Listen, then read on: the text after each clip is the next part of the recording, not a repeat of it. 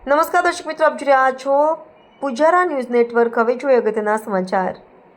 અમરેલી જિલ્લાના Vadia police station ખાતે શાંતિ સમિતિની બેઠક યોજાઈ।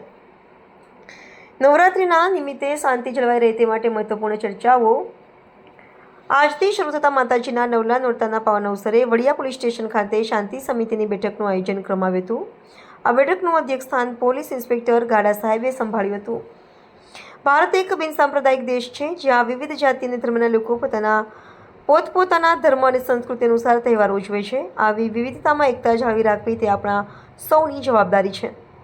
ખાસ કરીને નવરાત્રિના દિવસોમાં શાંતિ અને વ્યવસ્થા જળવાઈ રહે તે માટે પોલીસ વિભાગે આગોતરા તૈયારી થઈને આયોજન હાથ ધર્યું છે। આ બેઠકમાં ચકલી ચોક, ગાંધી ચોક, મહેતા લાઇન, ભવાની ચોક, સદરુનગર, આંબેડકરનગર જેવા વિસ્તારોમાંથી તમામ ગરબી આયોજકો તથા સભ્યો ઉપસ્થિત રહ્યા હતા।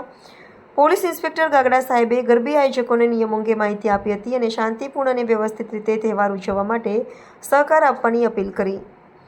બેઠક દરમિયાન વિવિધ વિસ્તારોમાં થતી ગરબી કાર્યક્રમો માટે સુરક્ષાની વ્યવસ્થા, ટ્રાફિક કંટ્રોલ અને સમયપત્રક અંગે ચર્ચા કરવામાં આવી। રિપોર્ટર પ્રકાશ બઘાસિયા, કુકાવા।